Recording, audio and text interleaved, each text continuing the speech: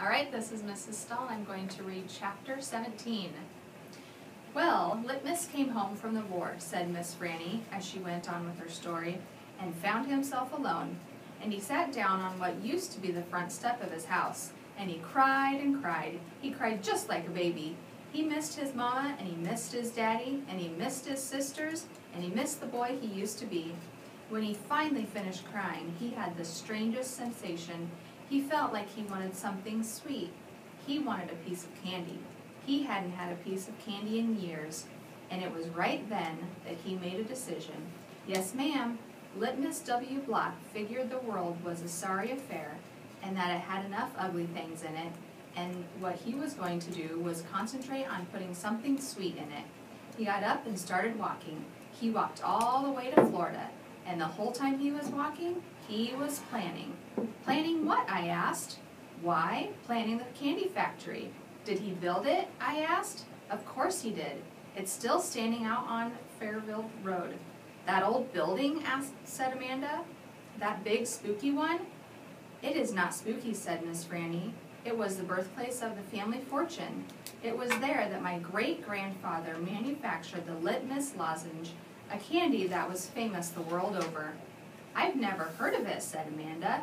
Me neither, I said. Well, said Miss Franny, they aren't made anymore. The world, it seems, lost its appetite for Litmus lozenges, but I still happen to have a few. She opened the top drawer of her desk. It was full of candy. She opened the drawer below that. It was full of candy, too. Miss Franny Block's whole desk was full of candy. Would you care for a Litmus lozenge? She asked Amanda and me. Yes, please, said Amanda. Sure, I said. Can Winn Dixie have one, too? I have never known a dog that cared for hard candy, said Miss Franny, but he is welcome to try one. Miss Franny gave Amanda one Litmus lozenge, and me too. I unwrapped one and held it out to Winn Dixie. He sat up and sniffed it and wagged his tail and took the candy from between my fingers real gentle. He tried to chew on it, and when that didn't work, he just swallowed the whole thing in one gulp. Then he wagged his tail at me and lay back down. I ate my Litmus lozenge slow. It tasted good. It tasted like root beer and strawberry and something else I didn't have a name for. Something that made me feel kind of sad. I looked over at Amanda. She was sucking on her candy and thinking hard. Do you like it? Miss Franny asked me. Yes, ma'am, I told her. What about you, Amanda? Do you like the Litmus lozenge? Yes, ma'am, she said, but it makes me think of things I feel sad about. I wondered what in the world Amanda Wilkinson had to feel sad about. She wasn't new to town. She had a mama and a daddy. I had seen her with them at church. There's a secret ingredient in there, Miss Franny said. I know it, I told her. I can taste it. What is it? Sorrow, Miss Franny said. Not everybody can taste it. Children especially seem to have a hard time knowing it's there. I taste it, I said. Me too, said Amanda. Well then, Miss Franny said, you've probably both had your share of sadness. I had to move away from Watley and leave all my friends, I said. That is one sadness I have had, and Dunlap and Stevie Dewberry are always picking on me. That's another sadness. And the biggest one, my biggest sadness, is that my mama left me when I was still small, and I can hardly remember her. I keep hoping I'll get to meet her and tell her some stories. It makes me miss Carson, said Amanda. She sounded like she was going to cry. I have to go.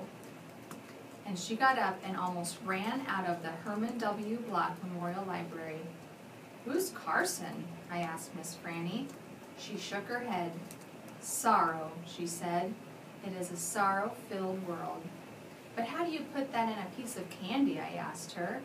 How do you get that taste in there? That's the secret, she said. That's why Litmus made a fortune. He manufactured a piece of candy that tasted sweet and sad at the same time. Can I have a piece to take to my friend Gloria Dump? And another one to take to Otis down at Gertrude's Pets? And one for the preacher? And one for Sweetie Pie, too? You may have as many as you want, said Miss Franny.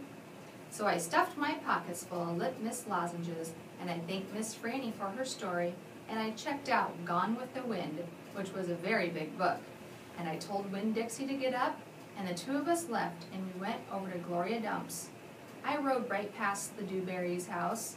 Dunlap and Stevie were playing football in the front yard, and I was just getting ready to stick my tongue out at them.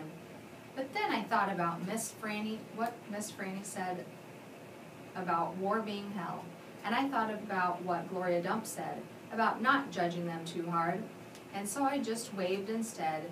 They stood and stared at me, but when I was almost all the way past, I saw Dunlap put his hand up in the air and wave back. "Hey," he hollered, "hey, Opal!" I waved harder, and I thought about Amanda Wilkinson and how it was neat that she liked a good story the same as I did, and wondered again, who was Carson?